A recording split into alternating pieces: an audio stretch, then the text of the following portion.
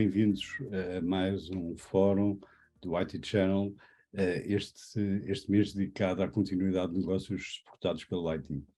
Na verdade, praticamente todos os negócios hoje em dia são suportados pelo IT, pelos sistemas e tecnologias de informação e de comunicação. Como manter o máximo de resiliência, o máximo de uptime, como recuperar rapidamente de um incidente, porque os incidentes vão sempre acontecer, é inevitável. É o tema do debate de hoje. Quero agradecer aos leitores que estão agora a seguir a mesa redonda, assim como aos nossos ilustres convidados, disponibilidade para estarem aqui e para enriquecerem este nosso debate. Comigo para moderar este debate está o Rui Damião, ele é editor do IT Channel, e vou-lhe passar a palavra, Rui. Obrigado, Jorge. Muito bom dia a todos. O meu nome é Rui Damião, sou editor do IT Channel, e antes de começarmos propriamente dito com esta mesa redonda, gostava que todos os participantes se apresentassem. Eu vou seguir pela ordem alfabética das empresas e, assim sendo, começava com o Vasco Sousa, da ArcServe. Vasco? Obrigado, Rui. Viva! O meu nome é Vasco Sousa, eu sou Channel Manager para Portugal da ArcServe, portanto um player na área de soluções de backup, disaster recovery e business continuity, daí que esteja aqui. É um prazer estar com todos vossos. A ver se desta vez consigo trazer coisas novas aqui ao debate. Obrigado, Vasco. Dava agora a palavra ao Ricardo Antunes da Silva, da Cisco. Olá, bom dia. Meu nome é Ricardo Silva, eu sou o líder da equipa de System Engineer em Portugal e também especialista na área de cloud híbrida, representando toda a equipa em Portugal. Obrigado, Ricardo. Dá agora a palavra ao Flávio Marques, da Furukawa Electric Group. Olá, bom dia a todos. Flávio Marques falando aqui de Curitiba, Brasil. Eu cuido da área de Product Line Management, da área de Data Center e de planta interna da Furukawa Electric para Brasil, América Latina. Bom dia, obrigado pela oportunidade. Obrigado, Flávio. Bruno Crasto, da Grenk. Olá, bom dia a todos. O meu nome é Bruno Crasto, sou diretor de uma das unidades de negócio da Grenk. A Grenk, para quem não sabe, é uma empresa que opera aqui num segmento parafinanceiro, digamos. Portanto, o que nós oferecemos são produtos de locação operacional para as empresas e oferecemos através de uma rede de parcerias e de uma rede de clientes. Portanto, a minha experiência é um pouco mais financeira. Terei todo o gosto também em apoiar e de contribuir para estes temas. Não estando tão disponível para a parte tecnológica, mas obviamente procurarei também contribuir na medida daquilo que me for possível. Muito obrigado e bom dia. Obrigado, Bruno. Da Cónica Minolta temos o Pedro Clímaco. Pedro? Olá, bom dia a todos. Sejam muito bem-vindos. O meu nome é Pedro Clímaco, eu sou Trade Marketing Specialist da Cónica Minolta para Portugal e Espanha. À semelhança do Bruno, também vou-vos trazer aqui uma visão, espero trazer alguns contributos não tão técnicos, mas mais relacionados com o mercado e com o canal. E resta-me agradecer a todos a presença e espero que desfrutem. Obrigado. Obrigado, Pedro. Ana Carolina Cardoso, da Schneider Electric. Obrigada, Rui. Um prazer estar com todos vocês hoje. Bom dia. Ana Carolina, sou responsável pela parte de IT Channel para Portugal e Espanha. Eu fico aqui em Barcelona, sou brasileira como o Flávio também. Então, prazer estar com vocês aqui e espero poder contribuir um pouco com essa discussão sobre Business Continuity. Obrigado, Ana. E, por último, mas não menos importante, António Correia, da WatchGuard. Olá, bom dia Rui, bom dia a todos, muito obrigado pela oportunidade de aqui estar. O meu nome é António Correia e sou Area Sales Manager da WatchGuard. Espero poder acrescentar aqui alguma coisa, acima de tudo também numa ótica até da prevenção relativamente a este tema. Muito obrigado. Obrigado, António, e dou a palavra ao Jorge Bento para começarmos então com a mesa redonda propriamente dita. Jorge? Muito bem. E vamos começar a mesa redonda tentando fazer um pouco uma radiografia do mercado tal como ele existe.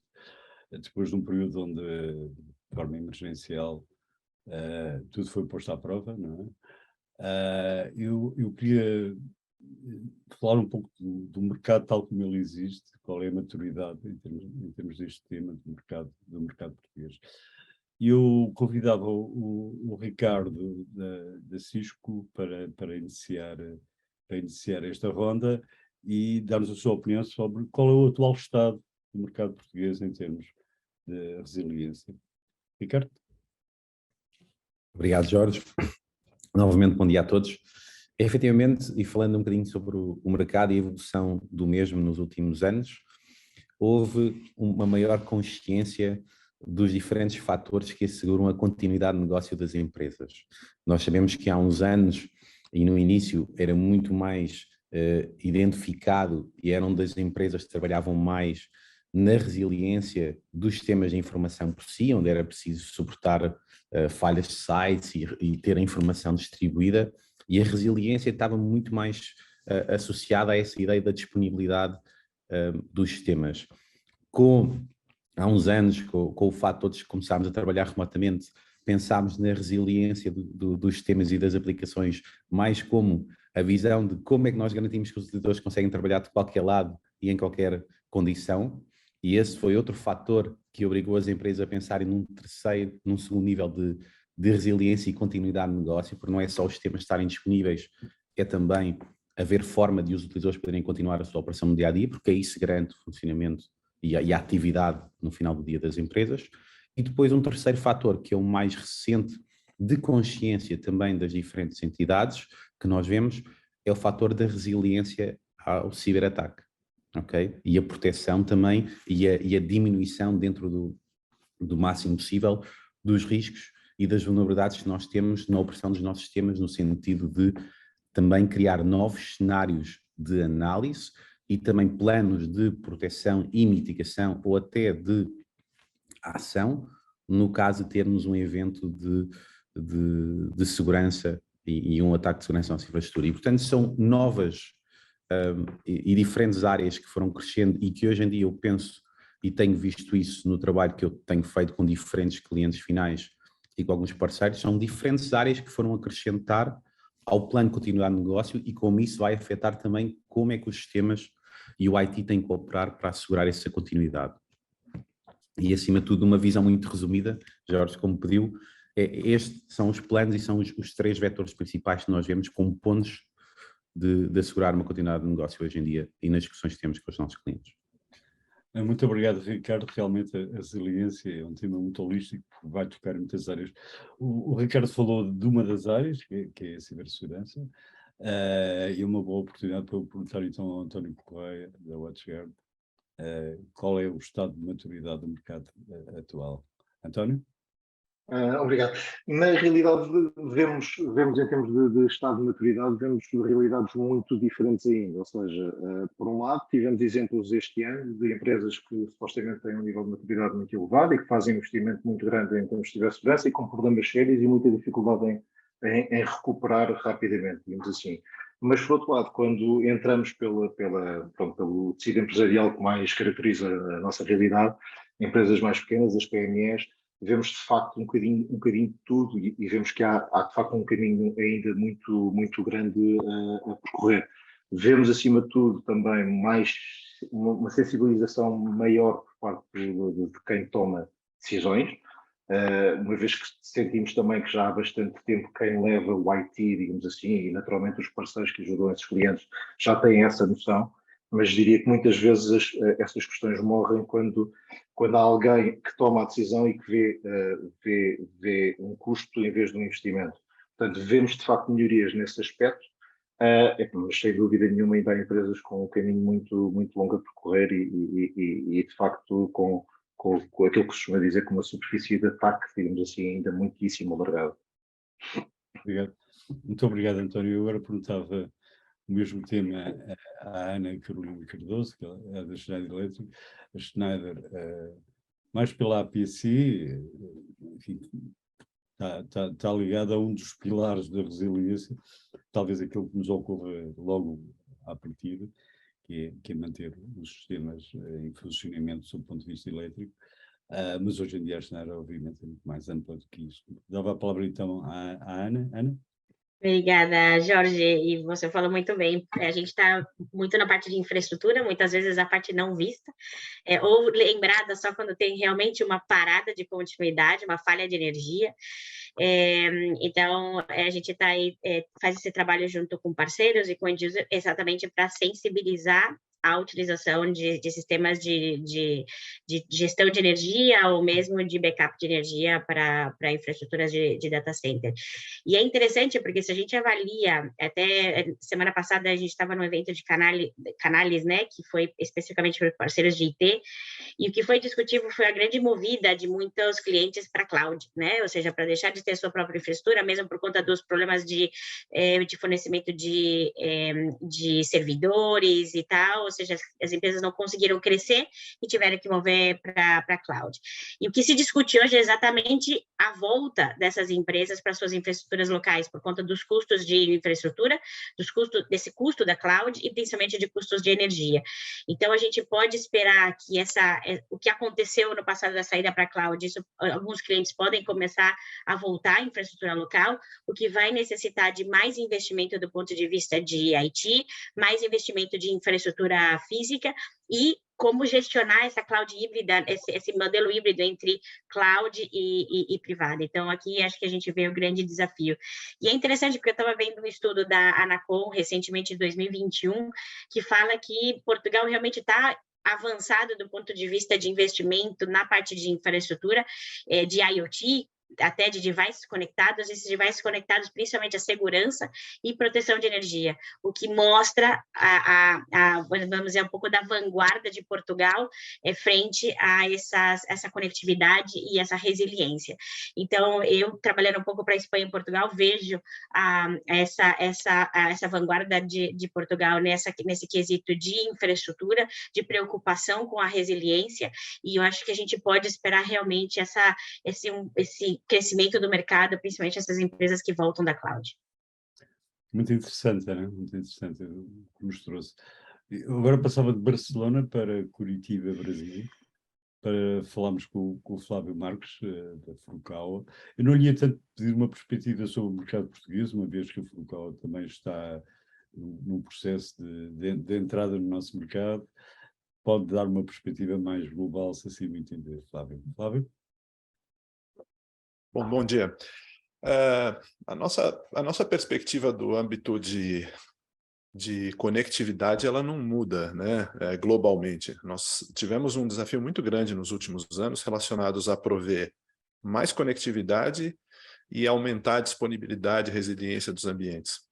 Como nós estamos colocados em todas as grandes áreas da comunicação, digamos assim, nos cloud, no broadband, no enterprise, nós tivemos que fazer uma corrida paralela para prover disponibilidade nessas duas áreas, de conectar o usuário final e manter a infraestrutura de cloud, porque da nossa perspectiva, a nuvem são uma porção de pontos globalmente conectados, onde esses pontos são os data centers. Então, manter isso conectado sobre os três níveis de performance que nós consideramos foi um desafio bastante grande.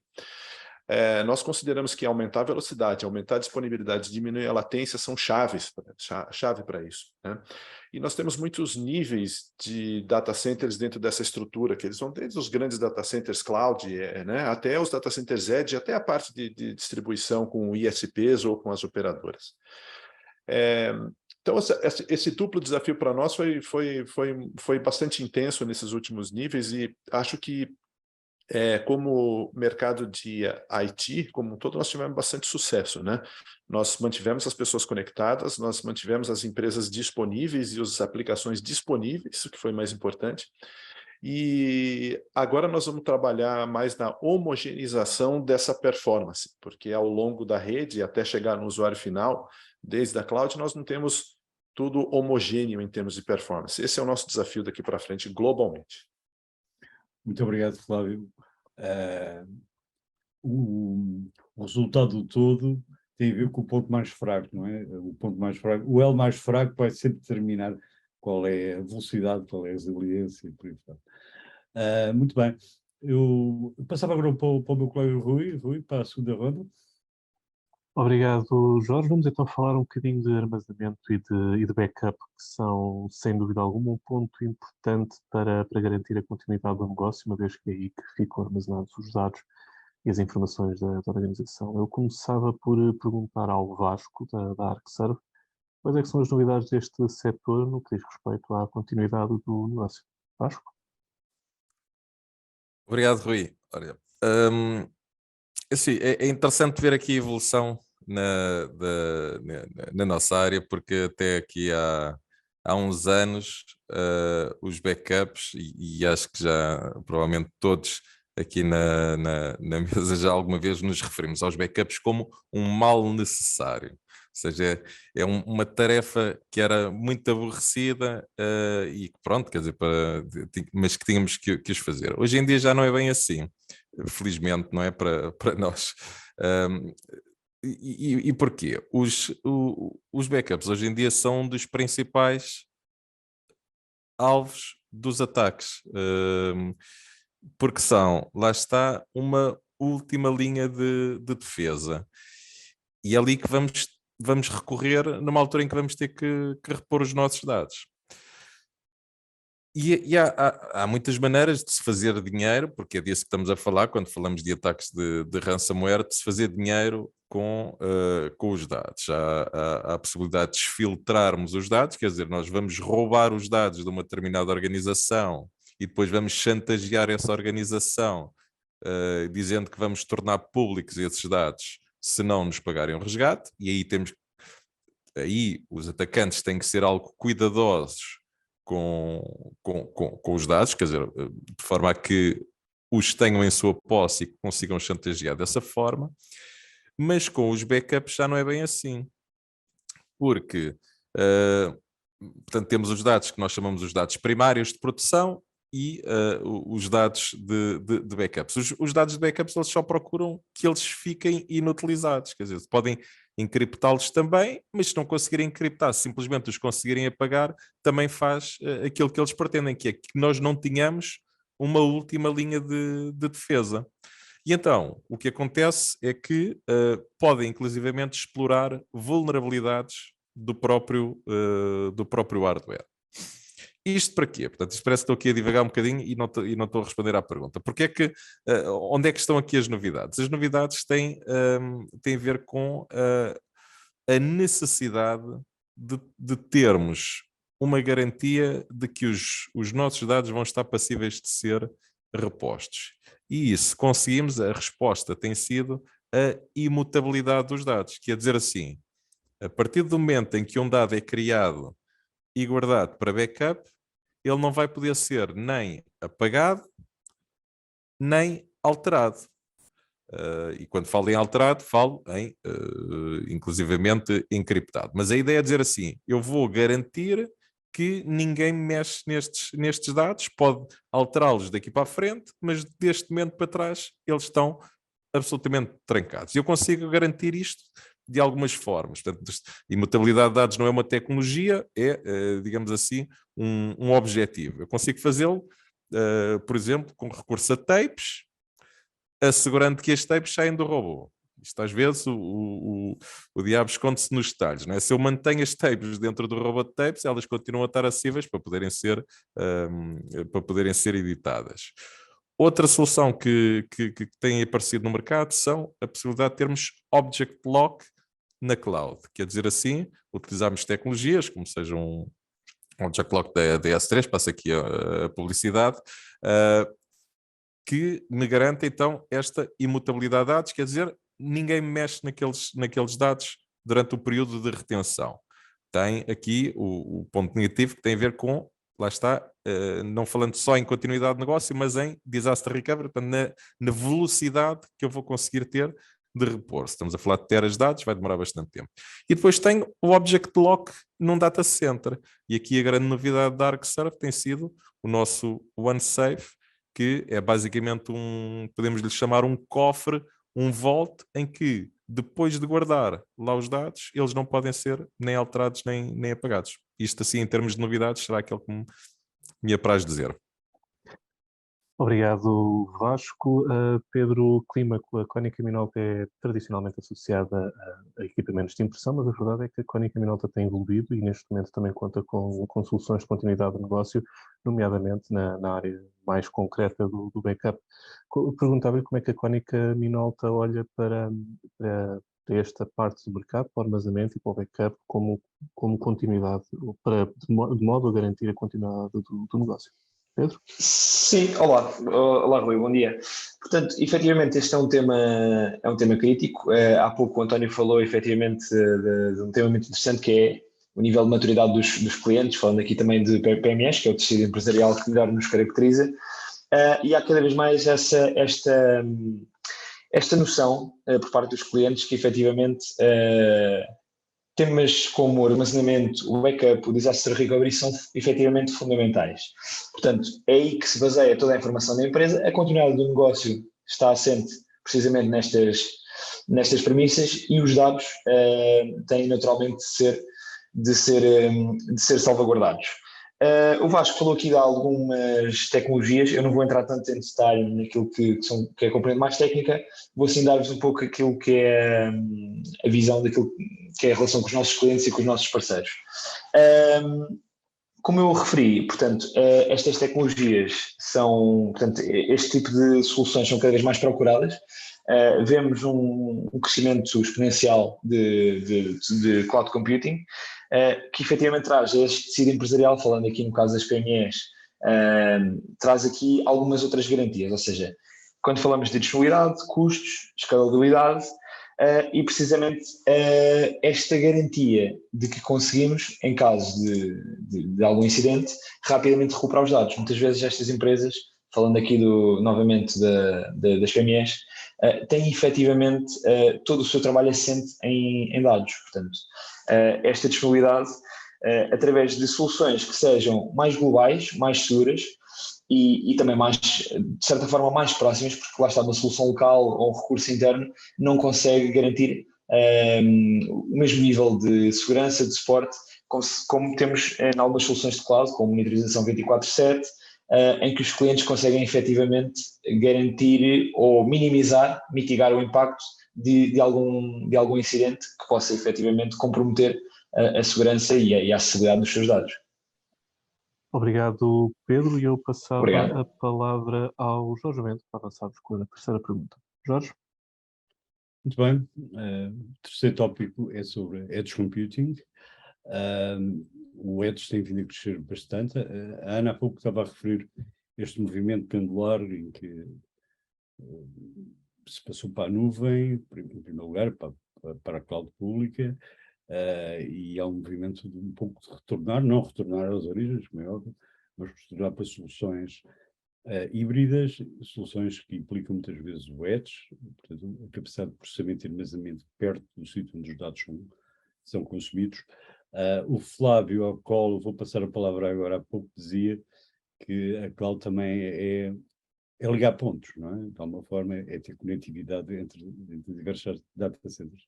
Esses data centers cada vez são mais, porque o Edge, sobretudo o Edge, introduz aqui uma multiplicidade de sites, de localizações, e eu queria lhe perguntar em duas perspectivas.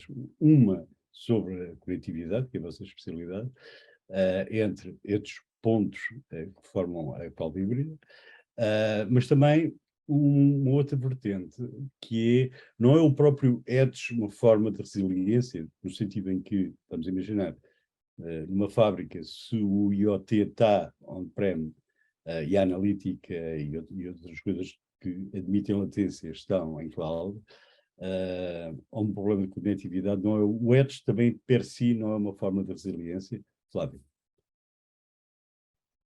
Edge é um caso muito interessante de se avaliar. Ele entrou muito em voga ultimamente, né?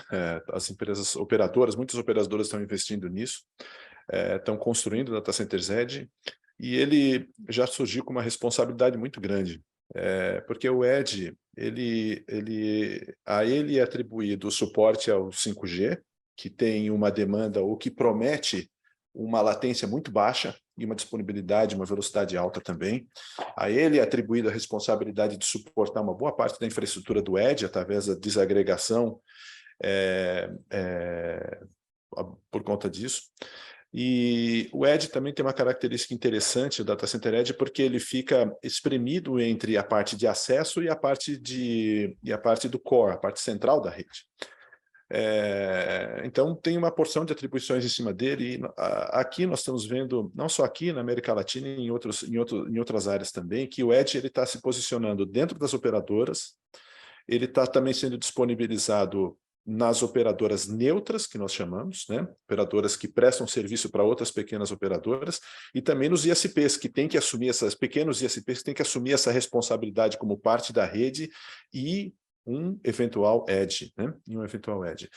Então, o Edge tem essa característica de estar espremido, ter esse nível de responsabilidade muito grande. E nós estamos construindo Edges de tamanhos diferentes, então, construindo Edges com vocações diferentes, com aplicações diferentes. IoT é algo que também tem crescido muito na indústria, também tem crescido muito nas próprias redes, e eu acho que é um mercado tão novo e tão diferente e tão cheio de aplicações diferentes que acho que o mercado todo está se estabilizando para ele. Nós, por exemplo, temos uma demanda muito grande para IoT que são conectados numa rede LoRa, né? Uma rede sem fio de curta distância e de grande abrangência. E essa rede LoRa, com essas aplicações específicas, também é foco dos Edge Data Center ultimamente que nós temos.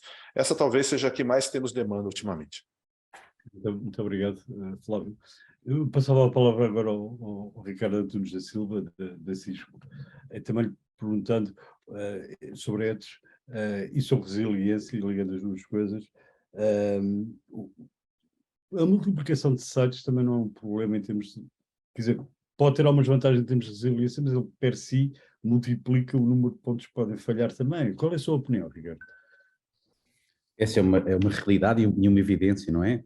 Mais ativos, mais superfície de risco e mais superfície até para gerir. E essa é uma das maiores preocupações logo de início, quando temos múltiplos sites e quando vamos desmultiplicando os nossos assets por diferentes localizações, vários problemas que começam por aí. O primeiro que falou logo de início, Jorge, foi a comunicação e a comunicação segura entre os sites. Como é que nós garantimos também que temos essa comunicação resiliente, mas segura também, para não termos aí um foco adicional de incidência.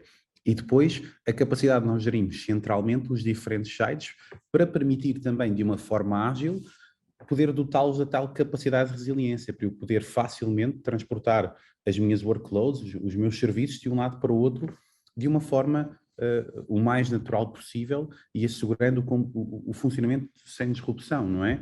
E esses são dos maiores desafios e é onde a Cisco, por exemplo, tem apostado mais nesta gestão e nessa capacidade de gestão de uma forma simplificada dos ambientes, quer ambientes on-premises geridos totalmente pelos nossos clientes e parceiros, quer na integração com os ambientes cloud, de hyperscalers, de cloud providers até nacionais, e como é que nós podemos gerir todo esse ecossistema como um só, e aí sim é que nós começamos a dar a capacidade de resiliência e continuidade de negócio, porque não é só assegurar a infraestrutura e a comunicação e dar a tal camada de segurança para este novo âmbito, mas depois ter efetivamente a capacidade de mover os serviços por onde nos é preciso e onde nos dão a qualidade que nós esperamos, mas também podê-los mover quando a resiliência e quando determinadas ações específicas de manutenção são necessárias a ocorrer.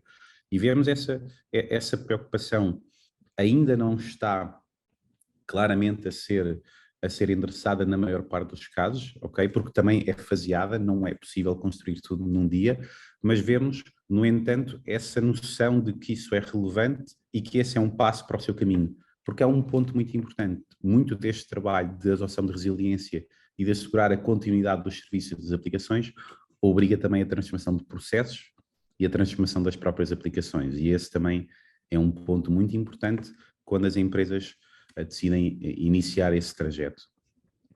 Muito obrigado, Ricardo. Eu dava a palavra agora à Ana Carolina Cardoso, da Schneider Electric, para falarmos um pouco sobre Edge e sobre resiliência e como é que se ligam estas duas coisas. Ou seja, A produção, muitos deles são micro data centers, são pontos de edge até de pequena dimensão, mas obviamente, como o Ricardo disse, é mais um ponto de possível vulnerabilidade também. Ana, palavra para si. Esse é o grande desafio, né, Jorge? Porque quando a gente fala de edge, normalmente nós estamos falando num ambiente que não foi preparado para receber qualquer tipo de infraestrutura de IT, não tem pessoas, ou seja, não tem pessoal capacitado para fazer qualquer gestão de IT, e a gente está falando, né, o que os colegas estavam falando até agora, sites que estão completamente distribuídos, e como eu faço a gestão de tudo isso. Então, sem dúvida nenhuma, adiciona uma complexidade. Adiciona uma complexidade, mas um valor importante, porque do ponto de vista de resiliência, ter um site conectado, próximo ao dado, né, onde o dado está gerado, ele é necessário, ou seja, não é mais uma opção, né? Então, alguns clientes precisam ter essa infraestrutura. Nós temos um cliente aqui em Espanha, por exemplo, que é uma vinícola, que tem o seu processamento no meio do campo, no meio da Espanha, ou seja, onde não chega internet. Ou tem que ter um processamento local. Então, alguns clientes não têm opção. Agora, qual que é a grande questão? A gente tem um dado de uma revista da Logic Monitor que fala que 29% de toda a perda de dados ou violações de dados são por conta de segurança física. Não só cybersecurity, estou falando de segurança física, ou seja, que muitas vezes esse servidor, esse armazenamento está instalado nesses ambientes de edge, onde eu não tenho uma proteção de hack, onde eu não tenho uma proteção de câmeras, onde eu não tenho uma proteção de energia, e isso me dá essa vulnerabilidade.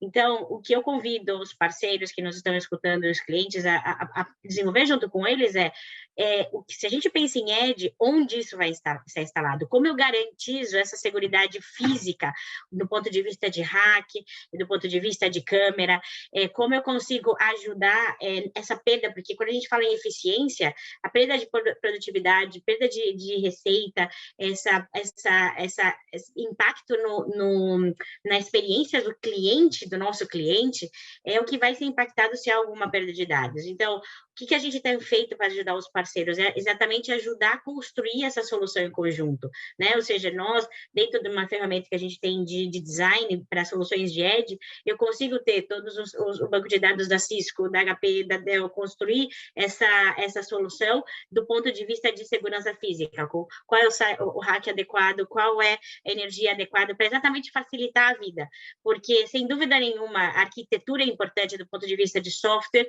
e do ponto de vista do servidor, mas qual é a infraestrutura que vai abordar isso? Então, é o que a gente está trabalhando com os parceiros, é um grande desafio, mas sem dúvida uma grande oportunidade. Muito obrigado, Ana. Agora vamos para um prisma totalmente diferente. Eu vou pedir ao Bruno Castro, da Green, que é uma operadora financeira que suporta operações no canal. Vou pedir a sua intervenção numa outra perspectiva, diferente das que estamos a falar até agora. Como aqui já foi dito, houve um movimento inicial para a cloud pública fortíssimo. Agora há de uma forma um movimento de retorno àquilo que se chama uma cloud híbrida, uma cloud com edge, portanto perto. E eu queria lhe dar também algum contexto.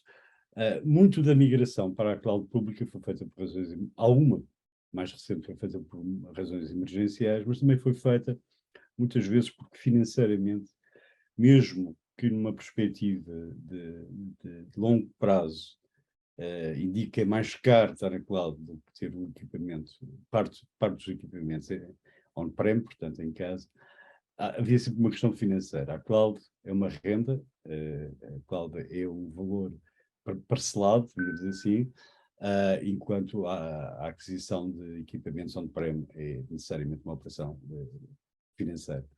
Eu queria perguntar aqui ao Bruno como é que a Green pode, que soluções é que tem para os clientes e os parceiros que querem ter essa forma de operar.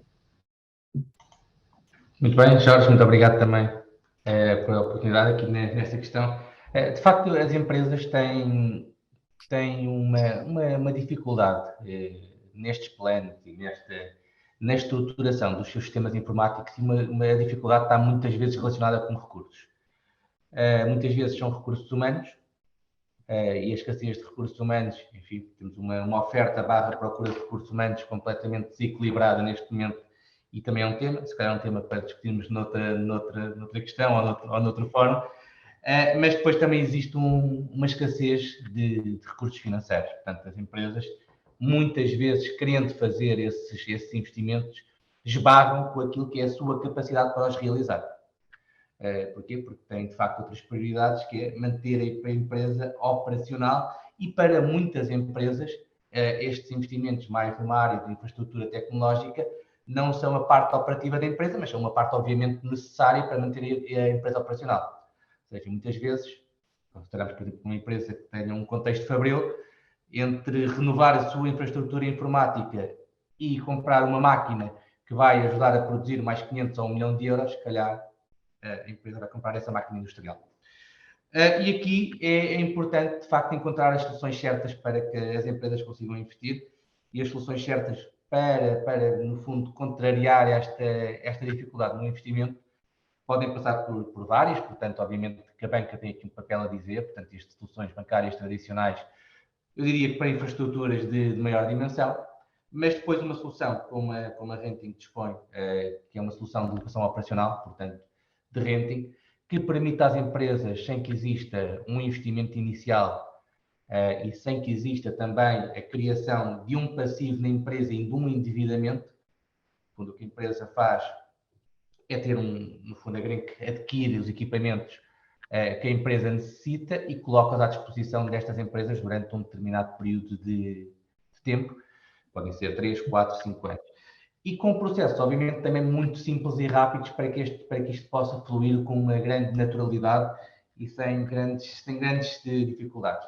Obviamente, se acumularmos aqui as condições vantajosas que podem ser oferecidas, há capacidade das empresas investirem e fazerem este investimento sem se descapitalizarem, mediante o pagamento de uma renda mensal ou trimestral, depois cada empresa poderá escolher aquilo que lhe for mais conveniente, mediante uma renda trimestral ou mensal mais simbólica, de facto as empresas poderão ter aqui o parceiro certo na Green, e obviamente não apenas na Green, mas em qualquer outra empresa que promova estes serviços, poderão ter aqui um parceiro muito importante a fazerem este catch-up tecnológico. Muito obrigado pelo seu testemunho, Bruno. Vamos avançar agora. Rui?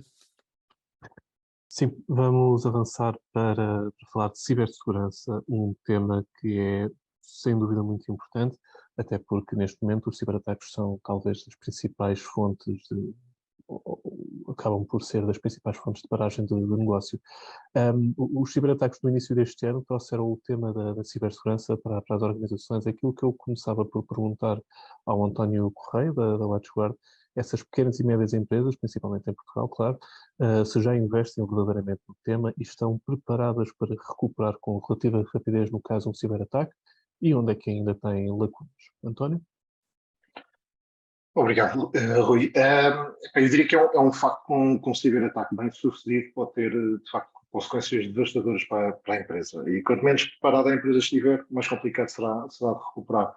Como dizia há pouco, vemos claramente uma tendência positiva, ou seja, por parte de quem toma decisões, há de facto uma maior consciencialização da necessidade de fazer investimentos.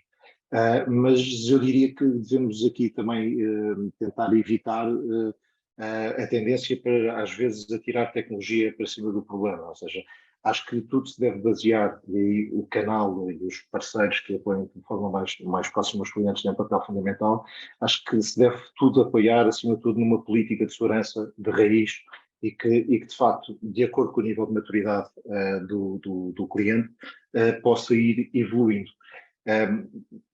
Falando sobre as áreas, digamos assim, onde há mais por fazer, naturalmente que hoje em dia já se entende como completamente necessário, lá está uma proteção a nível de perímetro capaz, a proteção do endpoint que cada vez menos se deve confiar num ciclo antivírus ou num Next Generation Antivirus, mas cada vez mais soluções de EDR, soluções de XDR, e cada vez mais também, e evidências disso tivemos agora no início do ano também, a parte da proteção dos momentos de autenticação é também cada vez mais importante, portanto, soluções de multi-factor authentication.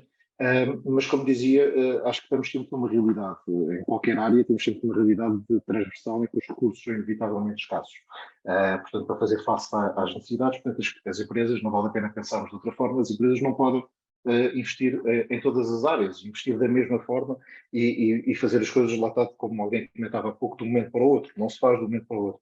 Por isso é que eu acho que efetivamente é importante as empresas apoiarem-se cada vez mais em parceiros especializados e que de facto possam fazer rapidamente o assessment de, muito bem, este é o estado da situação, este é o estado da nação, digamos assim, aqui dentro, e de facto os investimentos devem ser estes, mas um plano a 3 anos, a 5 anos, se necessário for. Porque há de facto um caminho muito grande, e estão aqui colegas meus que farão valer e muitíssimo bem a necessidade, por exemplo, da questão dos backups, é uma necessidade sem dúvida nenhuma. Aquilo que se costuma dizer é de facto a questão é quando é que vamos ser atacados e não se vamos ser atacados. Portanto, há de facto ter esse plano para esta contingência, mas onde a WatchGuard atua essencialmente é na prevenção. E de facto há uma série de tecnologias que podem ajudar, e já falei aqui de algumas, mas realçava acima de tudo estes 2 pontos, se calhar, ou seja, a necessidade de acima de tudo haver uma política séria de segurança e um investimento, digamos assim, que às vezes é mais tempo do que outra coisa inicialmente, o investimento numa política de segurança séria e de facto apoiarem-se num parceiro que os consiga ajudar e depois sim então, aí sim aparece a tecnologia para fazer isso acontecer, para implementar, digamos assim. Obrigado, António. Eu gostava também de ouvir a perspectiva do Vasco Sousa, da ArcServe, sobre este mesmo tema. Vasco? Obrigado, Rui.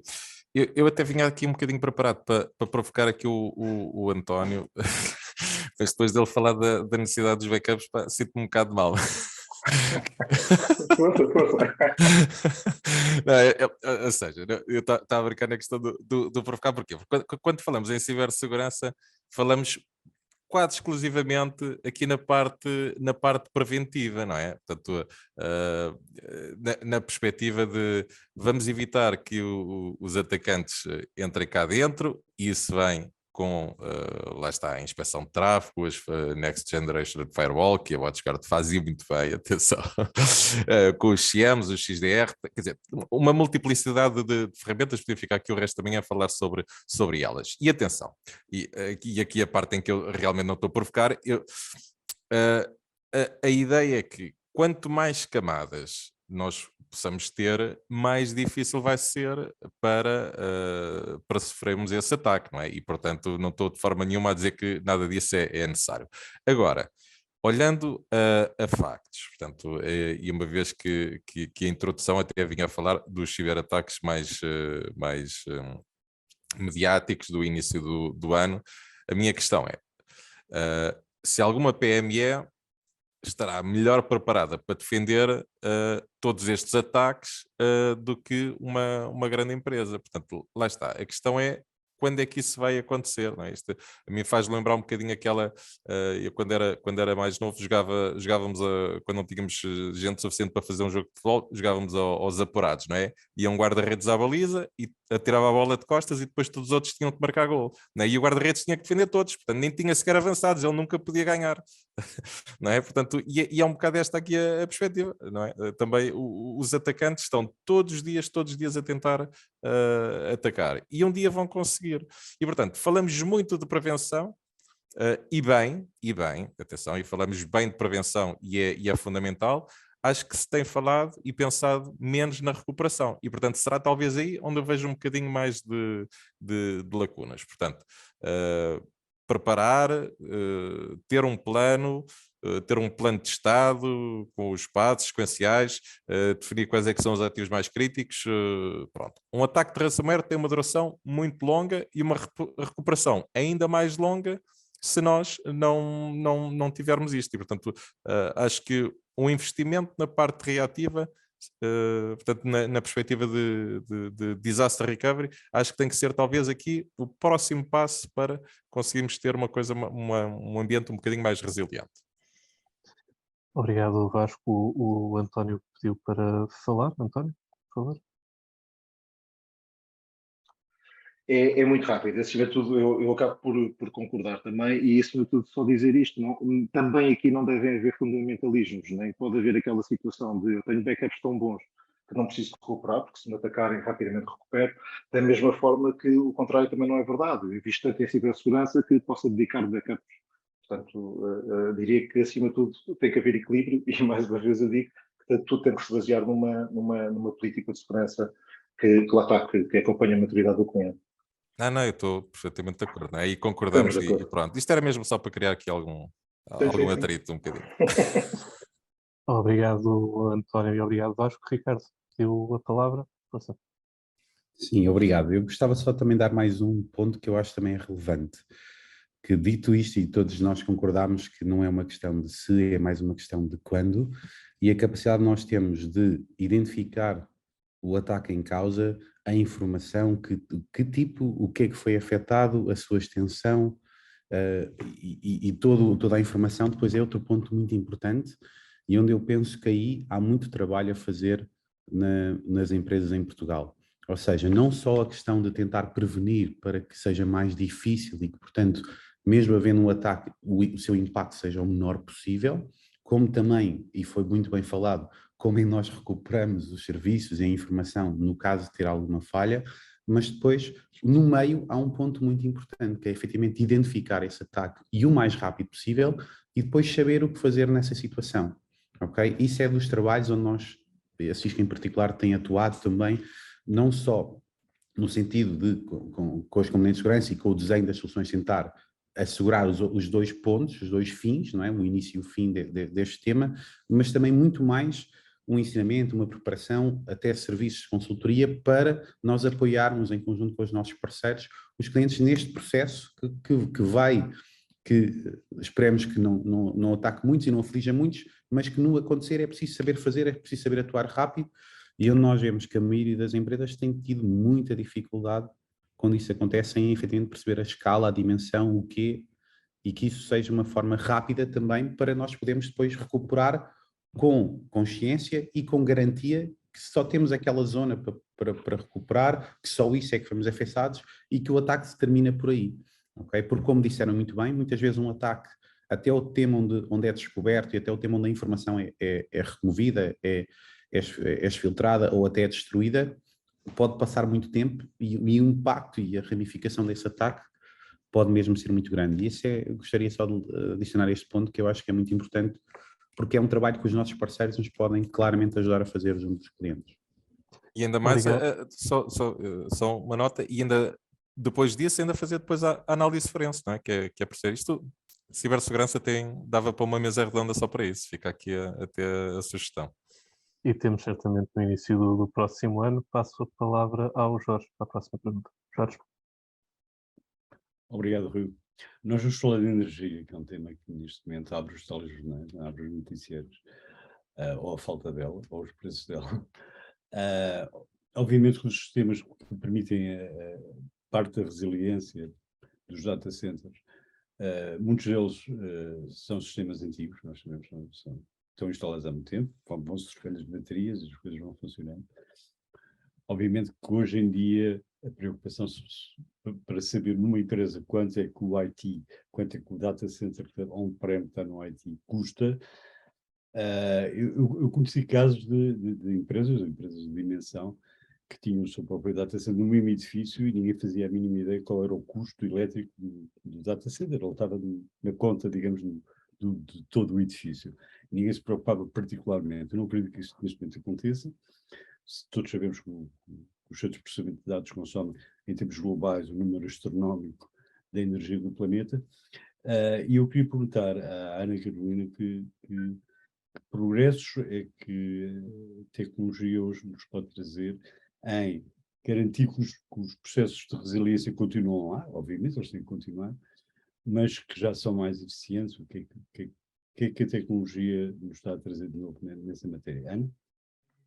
Sim, Jorge, e eu queria só adicionar o que você disse da parte de vista de data centers, que os data centers consomem muita energia, sem dúvida nenhuma, são um dos grandes consumidores a nível global de energia, porém, Edge tende a ultrapassar a quantidade, o consumo de energia dos data centers. Por quê?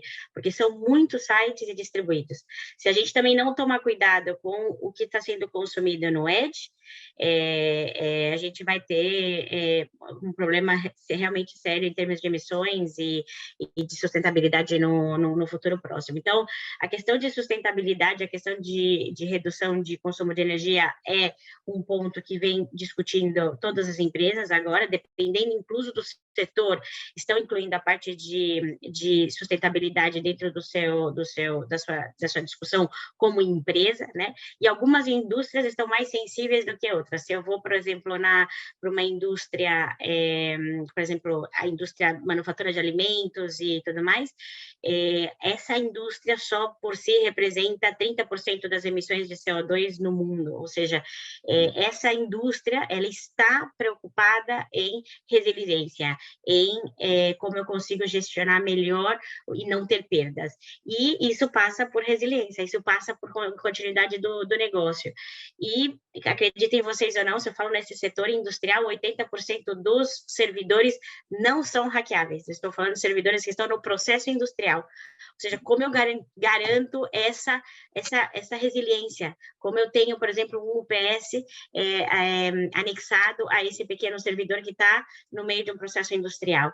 Então, são pequenos pontos que passam para, desde do que a gente fala, desde a estratégia da companhia, como eu consigo ter estratégias de descarbonização, até realmente a descarbonização, que é o que você disse, Jorge, de produtos diferentes, produtos mais eficientes, ou seja, nós temos regras, bom, como a Schneider pode suportar e pode ajudar o parceiro em todo esse processo de estratégia de eficiência, estratégia de consumo de energia ou mesmo de sustentabilidade. Desde a construção de serviços de consultoria dessa estratégia, desenhar em conjunto, tanto com o parceiro quanto com o seu cliente, a estratégia de sustentabilidade, que vai de criação de roadmap de descarbonização, compromissos e comunicação desses compromissos frente à sustentabilidade e até as métricas e mensuração disso. Processo de digitalização, ou seja, digitalização de processos, a gente pensa em indústria 4.0, como a gente consegue digitalizar essa indústria, se a gente pensa em empresas que estão voltando da cloud, como a gente consegue digitalizar incluso o processo de gestão, ou seja, se eu penso em edge, que são pontos distribuídos, como eu consigo gestionar isso de uma forma digital, através de, por exemplo, uma ferramenta que a gente tem, que é com Structure IT, que eu consigo gestionar todos esses sites que estão distribuídos. E até a parte de descarbonização, que é como eu consigo trocar equipamentos antigos. A gente tem um dado que mais de 20% dos data centers têm mais de 10 anos. Ou seja, é um dado importante como a gente consegue trazer e atualizar esses data centers e descarbonizar esses data centers. Então, a gente tem ferramentas de TCO ou de trade-off, que a gente chama, né? Que a gente consegue medir, olha, eu mudo um UPS por um UPS hoje mais eficiente, quanto eu ganho? Como isso me paga no consumo de energia? Ou como eu construo um data center com pontos de sustentabilidade e trocar todo um data center para um data center mais eficiente, que essa é a minha descarbonização. E eu queria só adicionar um último ponto, que é, se a gente pensa nos fundos europeus que estão chegando, muitos deles têm como métrica eficiência, como métrica redução de consumo.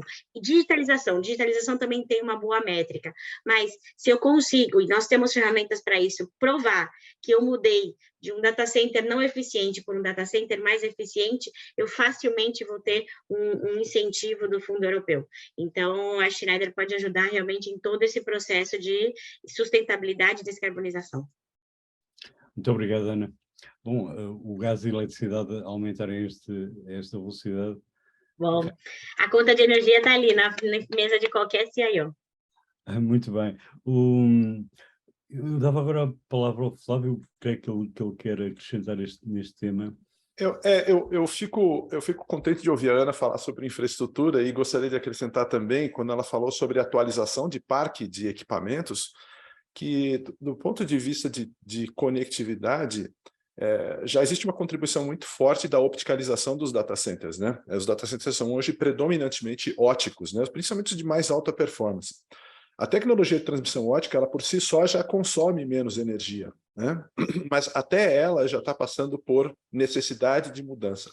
Hoje, os novos processadores e novos transceivers, eles têm um custo de energia, né, para transmissão por gigabit por segundo muito menor do que tinha antes. Então, é importante esse processo de atualização, como a Ana falou, que ele contribua em vários âmbitos, né? Quer dizer, tem o âmbito do equipamento elétrico, de proteção, etc., mas tem todos os equipamentos de transmissão que têm um nível de consumo, não só processamento, mas nível de transmissão mesmo, consumo muito alto.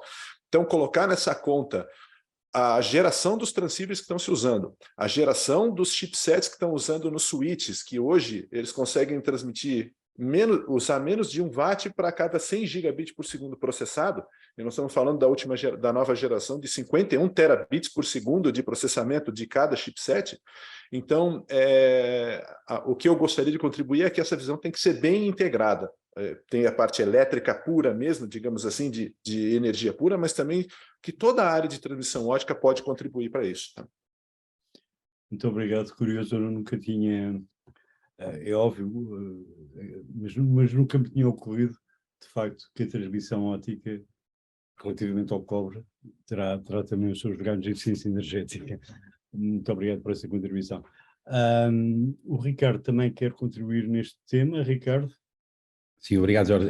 É só mais um minuto para complementar tudo o que disseram, que é mesmo verdade e nós estamos a sentir isso, ou seja, o fato de nós estarmos a evoluir e neste momento a tentarmos apresentar, por exemplo, ligações a 800 gigas, vem mesmo nisso, ou seja, a poupança pelo número de portas e o número, para a velocidade e para a largura banda se consegue atingir, conseguimos poupanças energéticas muito interessantes, quer do ponto de vista de data center nesse aspecto, está a acontecer a mesma alteração do ponto de vista da computação, onde com as novas fontes de titânio, com gestões de processamento para poder desligar quando não é utilizado, os diferentes cores, parcelarmente as coisas, uma gestão melhor e eficiente do ar, a remoção de hardware passivo e que de alguma forma não contribui em nada para o poder computacional e, portanto, ser removido, ser tirado da construção dos próprios equipamentos, assim como toda a gestão de eficiência da própria ventilação, não só dos canais, mas das próprias fontes, para gerir melhor o desempenho de arrefecimento e a preparação futura que estamos a fazer para o water cooling, que hoje em dia é algo que vemos como um requisito que vai aparecer brevemente nos data centers. Tudo isto vai ser uma vantagem importante e vai se tornar nesta gestão do poupança de energia. E como a Ana disse logo e muito bem, já estamos hoje em dia a fazer muitos projetos de transformação que são baseados na poupança de energia, onde versa uma plataforma que poderíamos ter 4, 10, 20 servidores, hoje em dia podemos ter 2, 10, e só a poupança que isto traz, e a mesma coisa no número de portas de switches, ok? Só este acrescento, porque é mesmo uma transformação que está a ser feita, gerida e dinamizada pela poupança de energia. Mais uma coisinha só, Jorge. Lembrando que hoje nós estamos levando a tecnologia ótica até próximo do chip. Então, eu participo de um grupo, a Furukawa Electric participa de um grupo chamado COBO, que é o Consórcio for Onboard Optics, né?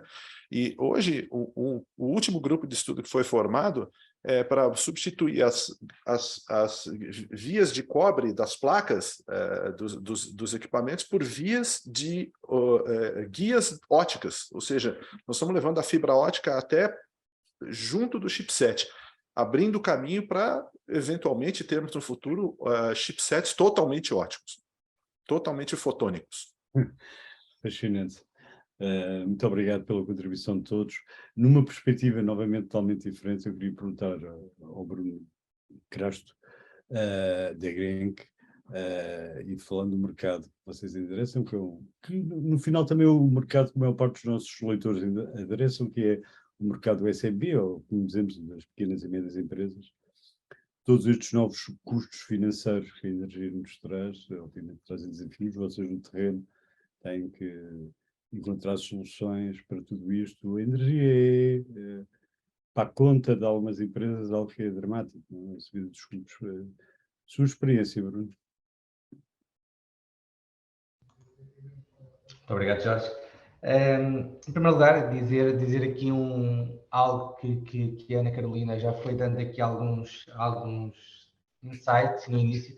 De facto, cada vez mais também no mercado financeiro, no mercado parafinanceiro como o nosso, nós começamos a ter em conta aquilo que são as preocupações dos nossos clientes, dos nossos parceiros, e temos internamente, até na Grenke, políticas muito práticas, obviamente que muitas delas ainda estão a ser construídas porque isto é um tema relativamente novo, que nos permitirão, no fundo, diferenciar as empresas por aquilo que é a sua preocupação social, por aquilo que é a sua preocupação tecnológica e também por aquilo que é a sua preocupação em termos de termos uma energia limpa e um mundo que produza essa energia. E a realidade é que não será estranho se daqui a alguns anos, ou num breve espaço de tempo, conseguirmos ter as empresas a pagar menos juros se produzirem energias mais limpas e se recorrerem a energias mais limpas naquilo que é o seu processo produtivo. E esse, de facto, é um insight também muito importante e que vai claramente acontecer e será um passo a ser tomado. Não digo que ocorra, se calhar, no próximo 1, 2 anos, mas seguramente na próxima década vai ocorrer. Depois, relativamente às empresas e aquilo que é o nosso contacto com as empresas, de facto existe muito esta preocupação com os custos da energia, a maior parte delas não ainda preocupadas com uma questão de ecologia, mas com uma questão de custos. E obviamente que se calhar às vezes para chegarmos àquilo que é o bem final, que é a ecologia, e de facto termos um sistema e um planeta mais sustentável, se calhar temos que ir pela via dos custos, muitas vezes. E hoje em dia, de facto, também começa-se a ver as empresas a investir em energias alternativas, portanto, a dotarem as suas infraestruturas de energia fotovoltaica, painéis fotovoltaicos, que permitam também diminuir aquilo que é a sua conta de custos com energia, nomeadamente com eletricidade, com gás, com aquilo que a empresa necessitar. E também, portanto, tendo esta preocupação, e as empresas têm de facto esta preocupação por uma razão muito simples, que é as empresas neste momento em Portugal, a maior parte delas, não diria todas, mas uma grande parte, estão a produzir, estão a vender mais do que se calhar vendiam há um conjunto de 3, 4, 5 anos atrás, mas a realidade é que depois aquilo que é a margem que obtêm é menor porque os custos aumentaram de uma forma muito grande e um dos principais contribuidores para que isso possa acontecer é de facto os custos de energia. De facto, as empresas estão cada vez mais preocupadas com isso. Muito obrigado, Bruno. Eu também compartilho consigo e dá muito tempo que a transição energética, independentemente da sensibilização que pessoas e empresas têm sobre a importância da pegada de carbono, a transição energética vai acabar de acontecer pelo bolso, não é? Pelo bolso das famílias e pelo bolso das empresas. E vão procurar aí soluções que sejam mais eficientes. Muito bem, vamos então para a próxima ronda, Rui. Obrigado, Jorge. Vamos falar de infraestruturas definidas por software. Eu começava por perguntar ao Pedro Clímaco, da Cónica Minolta, como é que se recupera de uma falha ao nível da infraestrutura e que tecnologias novas existem para dar resposta. Pedro? Olá, Rui. Portanto, dando aqui novamente uma versão uma visão mais relacionada com o mercado, portanto, efetivamente a melhor resposta é a prevenção. Portanto, não há qualquer dúvida que já falámos aqui de vários pontos-chave, falámos aqui de armazenamento, backup, cibersegurança, disaster recovery, e efetivamente cada vez mais, tanto referimos nós a PMEs ou a grandes empresas, efetivamente a busca por managed services é cada vez mais relevante, é cada vez mais uma realidade e que efetivamente traz aos clientes uma outra segurança e capacidade de assegurar a continuidade do seu negócio. Aqui, portanto, aquilo que é um ponto-chave é efetivamente a busca por empresas e parceiros de negócios especializados, que é algo que sabemos que hoje em dia temos uma imensidão de empresas e de fornecedores. No entanto, muito poucos são efetivamente especializados. Já falámos aqui no caso temos aqui alguns desses mesmos parceiros presentes especializados em cibersegurança, em armazenamento, em disaster recovery, e efetivamente esta capacidade de resposta é cada vez mais uma necessidade para todas as empresas, incluindo as PMEs. Portanto, falamos aqui novamente de monitorização 24/7, falamos aqui da questão da redução de custos, da menor latência, falamos aqui da questão da redundância dos dados, que permitem garantir a continuidade da operação sem quaisquer constrangimentos.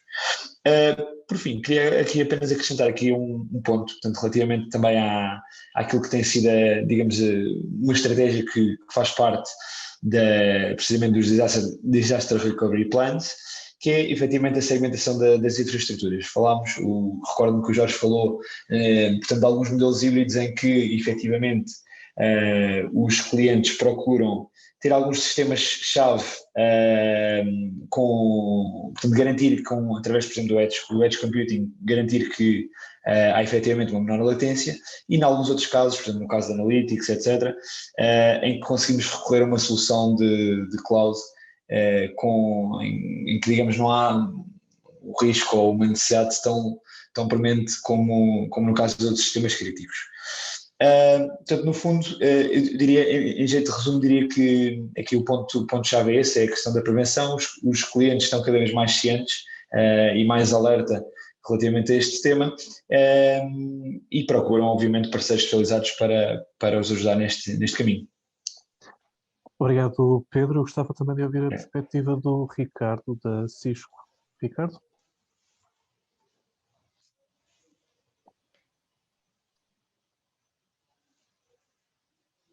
Ricardo Antunes da Silva, da Cisco. Peço desculpa, eu estava com dificuldades em ter aqui o mute. Bom, na sequência eu acho mesmo que é crítico e o software tem efetivamente evoluído para ajudar na continuidade das aplicações. Okay? Existia um princípio muito alicerçado na virtualização e no software como apoio à continuidade através da replicação das VMs e garantia da disponibilidade das VMs.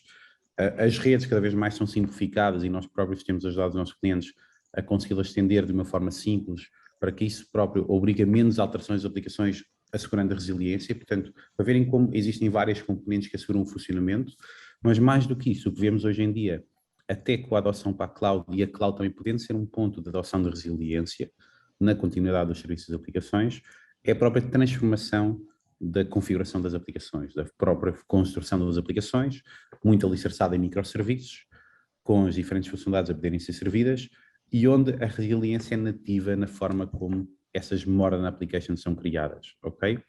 Portanto, nesse sentido, é onde eu vejo que claramente a evolução e a transformação das aplicações também era um fator, como eu tinha dito inicialmente, para ajudar a assegurar essa resiliência e essa capacidade de dinamismo, agilidade e proteção também da mesma. E, portanto, nunca esquecer que só o princípio da infraestrutura não resolve por si o problema e que a transformação aplicacional e esse trabalho fundamentacional de identificação dos processos e de atualização dos mesmos é um processo que ajuda não só à migração para esta nova capacitação e qualidade de serviço e transformação aplicacional, mas também, no final do dia, a sua resiliência e a sua continuidade. Obrigado, Ricardo. Eu dava a palavra à Ana, que pediu também para participar nesta questão. Ana? Sim, super rápida a intervenção. Eu queria só um pouco do que foi falado, a importância da gente ter os sistemas integrados e gestionados de uma forma e uma visibilidade holística, ou seja, total. Do ponto de vista de infraestrutura, a parte de infraestrutura hoje também já pode ser definida por software, ou seja, dentro do que a gente chama de DCIM, né, o DCIM, que é o Data Center Infrastructure Management, onde a gente consegue, através dessa plataforma, conseguir definir e antecipar, por exemplo, se eu vou instalar um novo servidor, onde ele vai ser instalado, de acordo com o que eu tenho de cabeamento, de energia, de clima, principalmente, ou seja, com tudo isso integrado, a nossa eficiência do ponto de vista de serviço, de gestão e até de gestão unificada de toda a infraestrutura e ajudar na decisão, inclusive da infraestrutura física, pode ajudar muito na questão de redução de energia, na questão de redução de complexidade e, sem dúvida, a eficiência operativa. Então, só para falar que a parte de definição de software também entra a parte de infraestrutura. Obrigado. Deixa-me só... Sim, Ricardo. Eu acho que é muito importante, e eu há bocado não referi, que é, e depois a capacitação dos serviços, ou seja, eu acho que aqui é onde nós, e principalmente numa ação como esta que estamos a falar para os nossos parceiros, aqui é daquela fase onde o valor acrescentado e a capacitação que os nossos parceiros dão aos nossos clientes no apoio nestes processos de continuidade é crítica. A tal capacidade de gerir centralmente com as ferramentas, ou seja, as ferramentas são um enabler, mas afinal de contas, e o que nós vemos especialmente no mercado em Portugal, quando são pequenas e médias empresas, onde não existe a capacidade e know-how da IT, são os nossos parceiros que vão dar essa capacidade e toda essa operabilidade, e quão mais distribuída, mais essa é uma realidade, e eles são muito importantes nesse papel. Obrigado, Ricardo. O Flávio também quer partilhar a sua opinião. Flávio? É bastante rápido. Eu quero, sobre o DeSim que a Ana citou agora, eu queria lembrar também que ele também é o responsável, no caso DeSim e gerenciamento de conectividade, ele é importante também no disaster recovery e também na localização de falhas, né? Quer dizer, ele vem desde a parte de planejamento, mas ele é muito importante também quando, na ocorrência de algum problema, nós identificarmos mais rapidamente em que nível que está aquela falha. Uma das coisas que mais acontece é a dificuldade de isolar o problema e de localizar onde é que ele está. Uma boa parte dos problemas são físicos, são problemas de conectividade, né? No entanto, buscam em camadas diferentes. Então, eu queria só salientar que durante a operação e durante o disaster recovery, durante a localização de falhas, o DeSim também, e a localização, o gerenciamento de conectividade também é importante, porque ele já ajuda a isolar os problemas. Obrigado, Fábio. Eu passo a palavra ao Jorge para avançarmos com a próxima questão. Jorge? Muito obrigado, Rui. Vamos falar um pouco de estratégia que as empresas devem implementar tendo em vista a resiliência e a continuidade de negócios. Permite-me compartilhar uma experiência que tive uma semana atrás. Nós organizámos um evento no âmbito da cibersegurança de uma revista irmã do IT Channel, o mesmo grupo de Espanha, que é a IT Security. E nessa conferência tivemos um conjunto de oradores e eu estava-me a recordar de um dos oradores, que é da EDP, portanto a Elétrica Portuguesa.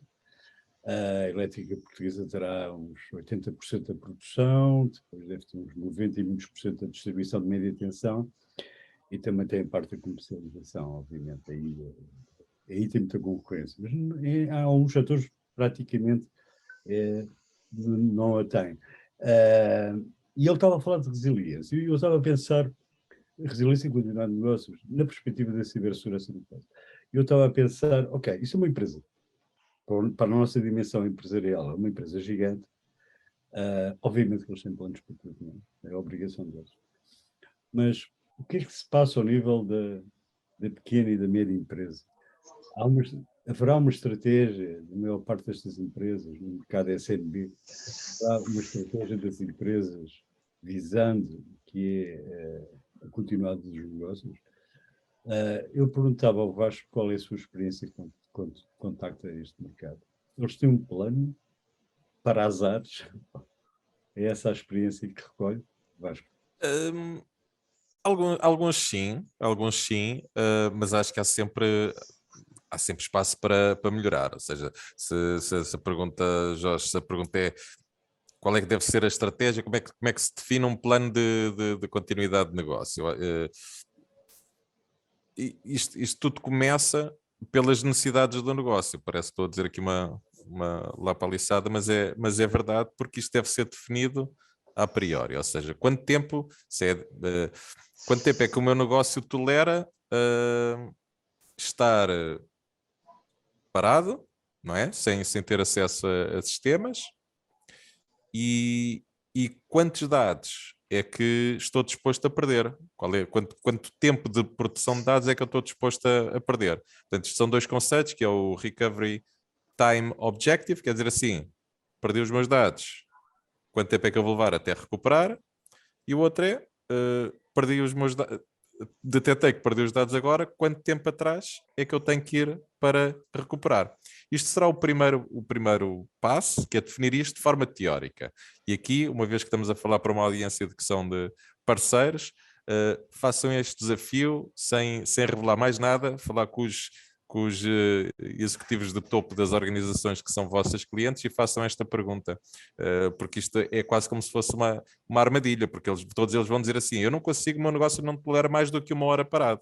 Muito bem, então, o que é que nós vamos fazer a seguir? Vamos dizer assim, então vamos testar e vamos ver qual é que é o estado da arte. quanto tempo é que realmente nós vamos estar parados. Se nós fizermos aqui um simulacro e dizer assim, perdemos os dados agora, então agora vamos testar a ver quanto tempo é que vamos levar para recuperar.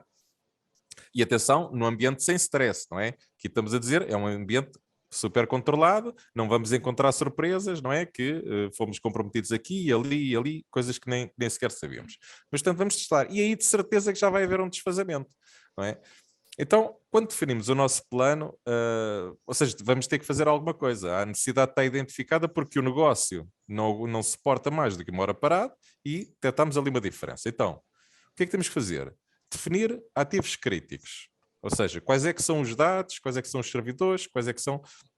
Que ativos é que a minha empresa não pode passar sem eles e vai estar parada. E depois vamos ao básico, que é aquela estratégia 3-2-1, não é? 3 cópias de dados em 2 mídias diferentes, um deles fora das instalações e agora com a evolução de um deles ser imutável. Portanto, será que eu tenho estes ativos para poder responder? Tenho ferramentas para fazer? Tenho esses recursos de hardware? Tenho recursos técnicos e recursos humanos, não é? Porque nós não vamos à procura de um parceiro que seja especialista de cibersegurança depois de termos um ataque, não é? É importante que num plano estas coisas estejam definidas, porque não sabemos quando é que vai acontecer. Tenho imutabilidade de dados, tenho os dados na cloud. Se os meus dados estão na cloud, quanto tempo é que eu vou levar a trazê-los? E, portanto, vou depois então implementar aquilo que são as alterações para alinhar com os objetivos que nós definimos. E depois de fazermos esta implementação, então voltamos tudo ao início, que é voltar a testar, para verificar se está efetivamente melhorado ou não. Portanto, estes serão, digamos assim, os 5 passos que eu diria para um plano de disaster recovery. Ok, Vasco, obrigado pela sua contribuição. Eu agora dava a palavra ao Bruno Crasto, da Grenk. Será que as empresas de média dimensão e mesmo as de pequena dimensão... Há empresas de pequena dimensão que são altamente críticas, não é? Um escritório de advogados, uma empresa de pequena dimensão, ou um escritório de contabilidade. Vai fazer parar uma asa de empresas a seguir, não é? Se a contabilidade não. Sobretudo se a contabilidade fiscal não for entregue no tempo. Bruno, qual é a tua visão? Eu creio que a maioria das empresas começará agora a consciencializar-se para este tema. Até porque isto não é o tema que surge no dia-a-dia de empresas que não sejam da área tecnológica, obviamente. Como referiu, um escritório de contabilidade é um exemplo muito interessante, porque não é de facto essa a principal preocupação, mas sim servir os seus clientes. De facto, tem havido um maior awareness na medida que também são divulgados alguns ataques, algumas falhas em termos de cibersegurança de grandes empresas e as pessoas também começam a pensar: e se acontece com a minha empresa, como é que eu vou reagir? Quanto tempo é que eu demoro? Quais é que são os custos que eu tenho? Se eu consigo sequer recuperar a informação, que muitas vezes nem é quanto tempo demora, nem quanto me custa, é se de facto é possível recuperar essa informação. E para muitas empresas, porventura, poderá não ser possível recuperar parte da informação. Depois, obviamente, que isto vai novamente esbater naquilo que foi há pouco a minha resposta à primeira pergunta que me foi colocada. Portanto, que é: porque é que as empresas não fazem estes investimentos? E muitas vezes tem a ver com a falta de recursos, ou seja, as empresas começam a ficar conscientes de que existem vulnerabilidades, que essas vulnerabilidades podem ser exploradas por terceiros, mas focam-se no seu negócio e focam-se naquilo que é o essencial, pensando que amanhã poderão resolver este problema, só que o amanhã depois demora muito tempo a chegar. Portanto, como conclusão, se eu acho que as empresas estão preparadas, eu acho que há algumas de facto preparadas, mas grande parte delas não estarão suficientemente preparadas, pelo menos naquilo que são as empresas com quem eu lido com mais regularidade. Agora, podem de facto preparar-se, devem procurar soluções para que essas soluções possam ser implementadas, e depois também cabe aqui que às empresas que também estão neste canal e que vendem estas soluções, poder levar aos seus clientes as soluções certas. Portanto, E aí, portanto, é uma área onde a Green pode dotar também aqui os parceiros deste canal de soluções que possam, de facto, ser apresentadas de uma forma simples, de uma forma clara aos seus clientes e, no fundo, permitirá, por um lado, que estes clientes possam investir nesta tecnologia e permitirá, obviamente, também aqui aos parceiros de negócio aumentar as suas vendas, que também, no final de contas, é aquilo que muito procuramos nas nossas empresas. Sim, obrigado pela sua contribuição, Bruno. Eu tenho que pedir algum poder de síntese aos próximos oradores, porque nos estamos a aproximar do nosso tempo.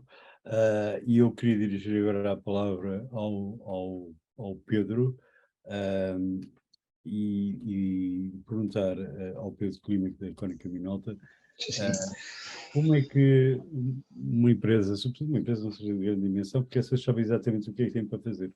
Como é que uma empresa de dimensão média, como é que um parceiro que tem esse tipo de cliente deve preparar um plano de continuidade de negócios?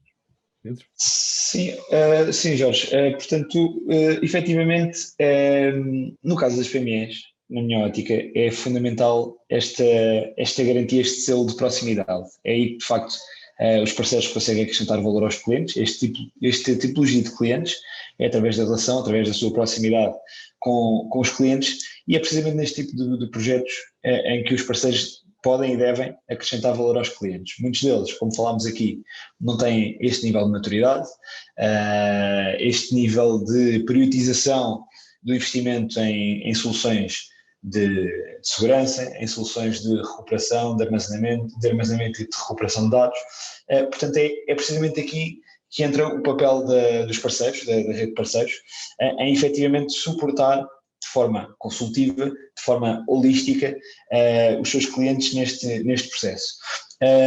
O investimento, na minha ótica, tem vindo a crescer, a sensibilização por parte destes mesmos clientes tem vindo a crescer, mas cabe-nos a nós e à nossa rede, obviamente, fazer ver e canalizar cada vez mais investimento para as soluções que temos disponíveis para ajudar precisamente os clientes a garantir essa continuidade do negócio. Muito obrigado, Pedro. Eu dirigi também uma pergunta ao Flávio, da Furukawa. A Furukawa, uma boa parte dos seus clientes serão grandes estruturas, têm a ver com os telcos, por exemplo, mas seguramente também endereçam o mercado SMB. Qual é a sua visão sobre como se ajuda uma empresa a estabelecer um plano de continuidade de negócios? Flávio? Bom, um plano de continuidade ele deve ser integrado, né? Integrado em todos os níveis, né? Nós falamos bastante, estamos falando bastante de aplicação, bastante de camadas diferentes. Na camada de conectividade não é diferente, né? Hoje, por exemplo, para empresas pequenas, nós temos fornecido muitas soluções baseadas em PON-LAN. PON-LAN, que é usar a tecnologia GPON, a tecnologia que é usada pelos provedores dentro de uma corporação. Isso contribui de muitas maneiras para a continuidade do negócio, na medida em que você faz uma infraestrutura totalmente ótica, o que ela costuma-se dizer que a infraestrutura ótica é a prova de futuro, e a própria tecnologia ela tem níveis de criptografia que vão até a camada física, até a camada do protocolo mesmo, né? O que estabelece um padrão de segurança e de continuidade aumentado aos negócios na camada física, né? O que normalmente o pessoal faz de maneira um pouco automática, né, o deployment da camada física, mas essa observação de quanto que ela pode contribuir na disponibilidade e na segurança chega nesse nível. Então, um dos exemplos que nós atuamos em empresas que não são tão grandes, empresas que têm tamanho médio e pequeno, é a utilização de tecnologia GPON, do nosso sistema LaserWay, e com essas contribuições para isso. Além disso, hoje, por exemplo, data centers, algumas empresas mantêm data centers pequenos para ter parte, né, até para trabalhar com a nuvem híbrida, ou para ter parte dos seus dados próximos do seu uso. Nós também contribuímos nesse processo a partir da gestão da conectividade, como eu já citei aqui, né? Então, numa empresa que não precisa ser muito grande, nós podemos ter níveis de segurança de camada física, tanto da observação da conectividade, tanto do gerenciamento da conectividade em si, como o aumento da disponibilidade via rede ótica e do aumento de segurança e criptografia nesses níveis. Eu não tô ouvindo. Peço desculpa. Agora fui eu que estava em mute. Acontece. Muito obrigado, Flávio. Eu passava agora por última palavra ao António Correia, da WatchGuard, plano de continuidade de negócios de uma PME. António? Eu acabo de já ter falado um bocadinho disso. Lá está, como vimos há pouco, a nossa abordagem é de facto na prevenção, não é? Assumindo naturalmente que existem outras áreas e que são igualmente necessárias e igualmente importantes. Aquilo que consideramos, lá está, é que tudo se deve basear numa política de base, digamos assim, sobre aquilo que a empresa quer fazer, associar-se acima de tudo a um parceiro que seja capaz de entregar e ter uma visão 360 sobre a realidade da empresa e que nas diversas áreas consiga ajudar. É de facto interessante até aqui ver o tipo de intervenientes que temos nesta mesa redonda, porque por um lado também acaba por ser importante empresas como a Grenke e mesmo por parte dos fabricantes a capacidade de entregar os mais diversos produtos, se lhe quisermos chamar, ou serviços, de forma também flexível, ou seja, um cliente que hoje em dia tem um determinado nível de segurança, um determinado nível de licenciamento, por exemplo, de hoje para amanhã ser capaz, de uma forma fácil e sem impacto, crescer nesse nível de segurança, portanto, e acompanhar, digamos assim, até a capacidade às vezes de investimento ou aquilo que foi definido num plano a priori. Portanto, eu diria, acho que a chave aqui, de facto, é conseguirem-se apoiar num parceiro que os consigam ajudar numa vertente de 360 em toda a infraestrutura e tocando-nos em todos os pontos, como a recuperação, digamos assim, no caso do incidente, mas também na prevenção do mesmo. Muito obrigado, António. Vamos agora para o último tópico, que é a vossa mensagem aos vossos parceiros, aos atuais e futuros parceiros. Para isso, vou passar a palavra ao Rui. Rui? Obrigado, Jorge. Sim, vamos para a última questão e a questão vai ser dirigida a todos. Eu vou seguir a ordem alfabética do nome dos intervenientes e assim sendo eu vou começar com a Ana Carolina Cardoso. Peço uma capacidade de síntese a todos, cerca de 1 minuto, e a questão é muito simples e o Jorge já a colocou. Qual é que é a vossa mensagem para o canal de parceiros? Ana? Obrigada pela oportunidade de estar com vocês. A principal mensagem é: a oportunidade existe, há uma futuro de crescimento para Portugal nos próximos anos. Resiliência, sustentabilidade, eficiência energética, sem dúvida nenhuma, está na pauta de discussão, e não esqueçam a parte de infraestrutura. Aqui a mensagem é: contem com a Schneider para tentar suportar vocês e simplificar toda essa parte de infraestrutura, que às vezes falar em quilowatts, BTUs e tal, acaba sendo um pouco complicado, mas a gente está aqui para suportar com ferramentas de desenho, pessoal especializado e um portal de programa de parceiros que pode ser muito útil para vocês. Obrigada pela oportunidade. Obrigado, Ana. Gostaria também de ouvir a perspectiva do António Correia, da WatchGuard. Muito obrigado, Rui. Eu diria que, acima de tudo, estamos neste momento, em termos de cibersegurança, num contexto, diria que favorável. É um bocadinho perverso, mas o facto é que cada vez mais se falar de cibersegurança e cada vez virem cá para fora informação sobre ciberataques em empresas com uma elevadíssima maturidade, ainda com a bênção de raramente haver, curiosamente, filtração de dados, mas acho que, acima de tudo, há uma maior consciencialização, como já foi falado, por parte de quem toma decisões para a necessidade deste tipo de investimento. Portanto, eu diria que os parceiros aqui têm uma oportunidade de ouro de facto, de apoiarem os seus clientes e, acima de tudo, eu acho que muitíssimo importante com uma perspectiva de futuro, ou seja, voltando um bocadinho atrás, não despejando, digamos assim, tecnologia em cima do cliente, porque porventura não é isso que vai resolver e não é isso que vai tornar o cliente mais resiliente, mas acima de tudo tentar partir do início com uma política bem delineada e acima de tudo a médio prazo, pelo menos, e é isto, estou convencido que naturalmente que a WatchGuard pode ajudar exatamente pelo facto de abarcar aqui uma série de áreas que tocam na parte de cibersegurança e da capacidade de proteger melhor os clientes, mas também com um modelo de comercialização muitíssimo flexível que facilita também esse crescimento ao longo do tempo. Obrigado, António. Dava agora a palavra ao Bruno Crasto, da Grenk. Vossa mensagem para o canal de parceiros. Obrigado. Rui.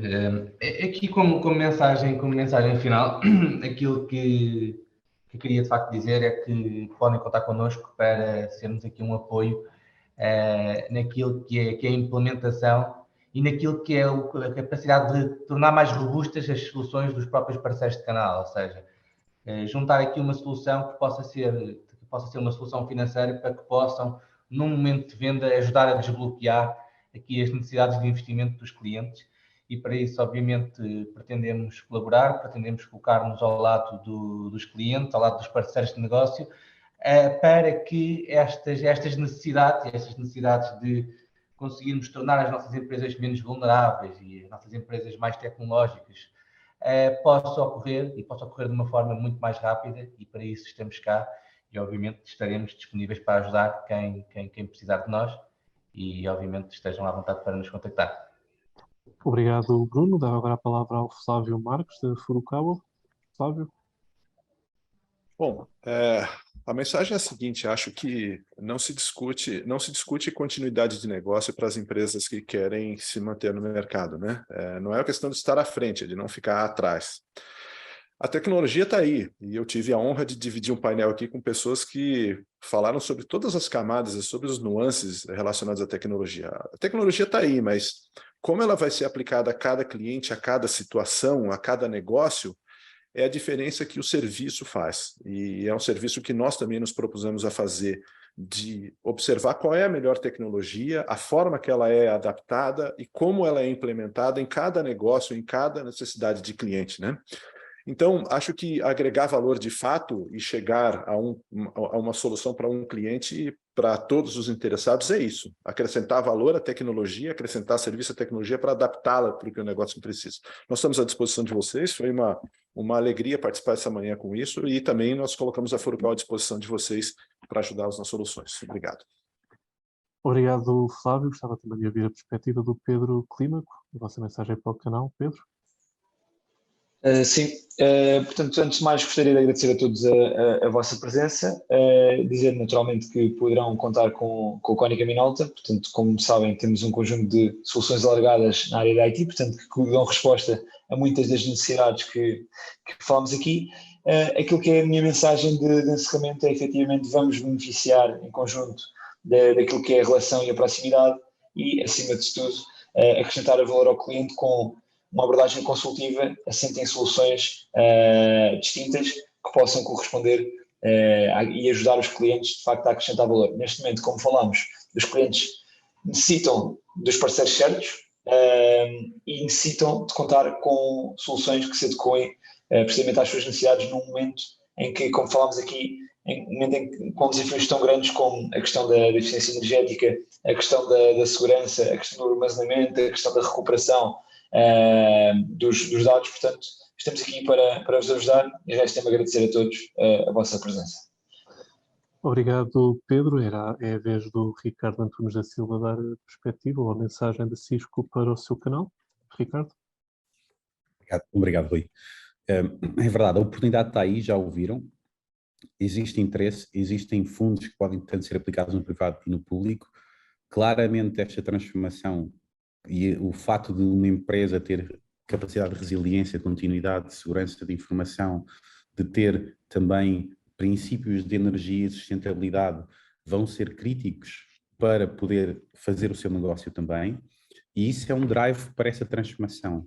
Essa transformação é feita, acima de tudo, por vocês, parceiros, que conhecem o desafio particular do cliente, e nós estamos cá para fazer a viagem convosco. Acho que foi isso que todos nós mostramos. Do meu lado, claramente, apresentar a disponibilidade da Cisco e todo o interesse de acompanhar para ajudar-nos a pôr a tecnologia ao serviço do vosso serviço para acrescentar valor ao cliente e responder aos seus desafios. Contem connosco. Obrigado por estarem connosco hoje. É um gosto estar aqui. Obrigado, Ricardo. E por último, mas não menos importante, Vasco Sousa, com mensagem para o canal da ArcServe. Vasco. Obrigado. Ora bem, a ArcServe tem um portfólio que é muito vasto, vai desde a microempresa até ao segmento Enterprise. De qualquer das maneiras, seguimos sempre uma política 100% apoiada em parceiros. O essencial é que acho que é relativamente consensual que existem oportunidades. Não há nenhum gestor topo que não esteja sensibilizado para a questão do risco e da necessidade de se preparar. Tenho duas mensagens, portanto, uma vez que temos um espectro muito grande, para os parceiros que trabalham o canal, trabalham o mercado de PMEs, a ArcServe tem soluções que lhes permitem vender serviços. E isto acho que é o fundamental para os parceiros. Para aqueles que trabalham mais em projetos orientados para o segmento médio-alto de mercado, acho que a presença em Portugal é fundamental, porque podemos ir conjuntamente com o parceiro apresentar a tecnologia e a nossa perspectiva junto do cliente final sobre aquilo que serão aqui os grandes temas, como a imutabilidade de dados, como falámos hoje, ou qualquer outro ligado aqui à questão do disaster recovery. Muito obrigado pelo convite e um bom dia a todos. Obrigado, Vasco, obrigado a todos e passo a palavra ao Jorge Bento. Jorge? Eu acho que temos aqui um excelente material para fazermos a nossa peça do próximo IT Channel, do IT Channel de novembro, sobre Business Continuity. Resta-me agradecer a todos, leitores e os palestrantes, a vossa presença. No dia 8 será lançada a edição digital do IT Channel e depois, uma semana depois, a edição física chegará aos vossos escritórios. Nessa edição poderão ver o resumo, poderão ler, o resumo, poderão ver o vídeo integral desta roundtable e poderão ver as propostas concretas que os nossos parceiros aqui hoje vão apresentar em termos de business continuity. Muito obrigado a todos novamente e até uma próxima. Obrigado.